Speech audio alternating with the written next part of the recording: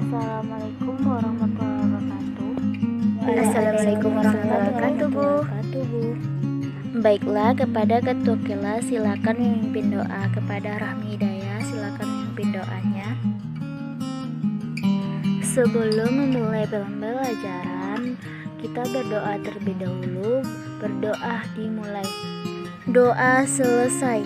Assalamualaikum warahmatullahi wabarakatuh. Waalaikumsalam warahmatullahi wabarakatuh, Bu. Sebelum memulai pembelajaran, kita mengambil absen terlebih dahulu.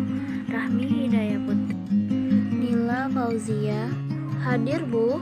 Isna Aryunita Putri, hadir, Bu. Alhamdulillah sehat semua ya, masuk sekarang, hadir semua.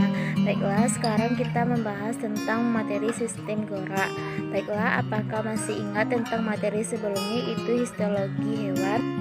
Saya, Bu, yang saya ingat yang kemarin itu tentang jaringan hewan. Jaringan hewan merupakan kumpulan sel yang mempunyai bentuk dan fungsi yang sama yang akan membentuk jaringan hewan.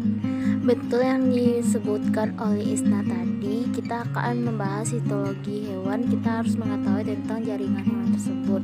Kemudian ada organ-organ hewan tersebut yang harus kita ketahui, itu organ terbentuk dari beberapa jaringan yang saling bekerjasama dan melaksanakan fungsi tertentu. Berdasarkan letaknya terbagi atas dua, ada organ luar dan organ dalam. Berarti semua Ananda masih ingat materi sebelumnya, berarti tujuan pembelajaran kita yang sebelumnya sudah tercapai. Baiklah, sekarang kita akan mempelajari tentang sistem gerak dengan model pembelajaran problem based learning. Coba Ananda perhatikan gambar di depan. Menurut Ananda semua, itu termasuk gambar apa? Merupakan kelainan pada punggung, Bu. Benar, itu merupakan penyakit tulang atau penyakit punggung dinamakan kifosis karena mengangkat barang terlalu berat atau membawa beban terlalu berat.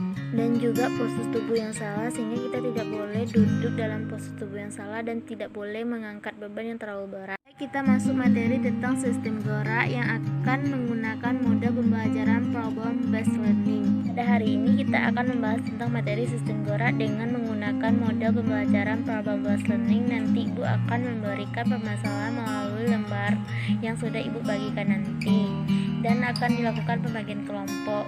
Nah, selanjutnya Ibu akan menjelaskan kompetisi dasar yang harus dicapai dan tujuan pembelajaran kita. Kompetisi dasar itu menganalisis hubungan antara struktur jaringan penyusun organ dan sistem gerak dalam kaitan dengan bios, proses, dan gangguan fungsi yang terjadi pada sistem gerak. Pelajaran kita dapat dilihat pada papan tulis. Baik, sekarang Ibu akan memberikan lembar kerjanya. Nanti lembar kerja itu akan dianalisis masalah apa yang terjadi pada wawancara tersebut. Kemudian dari wawancara tersebut Ananda semua harus mampu mendapatkan solusi dan juga mampu menjelaskan di depan kelas bagaimana solusi dan dapat dari pemecahan masalah tersebut melalui diskusi kelompok. Baiklah, sebelumnya apakah sudah ada yang membaca tentang materi hari ini? Ada, Bu. Disilakan pada Rahmi. Gerak dapat terjadi karena adanya kerjasama antara tulang dan otot.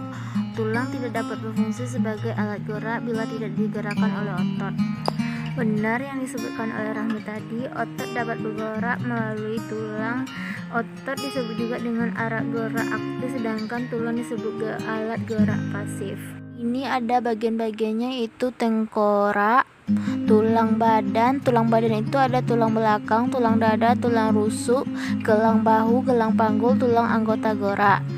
Otot merupakan alat gerak aktif. Otot dapat bergerak karena adanya seotot. Otot bekerja dengan cara berkontraksi dan relaksasi. Ada yang ingin ditanyakan lagi? Ada, Bu. Silakan Ananda semua identifikasi masalah yang telah Ibu berikan, kemudian presentasikan di depan kelas. Baiklah, apakah ada masalah dalam mengidentifikasi masalah yang telah Ibu berikan? Tidak ada, Bu. Setelah diskusi secara kelompok, silakan perwakilan kelompok untuk menampilkan hasil diskusinya.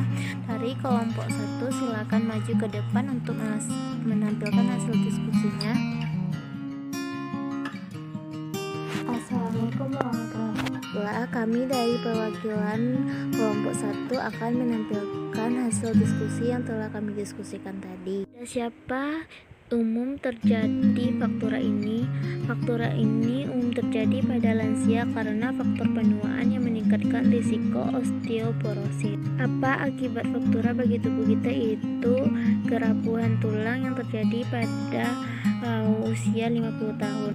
Nah, apakah teman-teman sudah mengerti? Kalau tidak ada, apakah ada pertanyaan dari teman-teman? Anda moderator, dipersilakan pada istilah moderator. Saya ingin bertanya, apa penyebab lain dari faktor tersebut? Penyebab lain dari faktor tersebut kerapuhan pada tulang. Hanya itu yang dapat kami sampaikan. Kami salah kurang, kami tutupi. Assalamualaikum warahmatullahi wabarakatuh.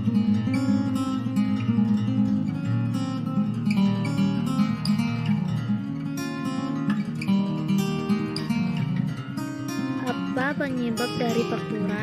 Faktura ini disebabkan oleh cedera atau seperti jatuh atau kecelakaan atau benturan langsung yang kuat ke daerah tubuh atau gerakan yang berulang hingga menyebabkan tulang retak.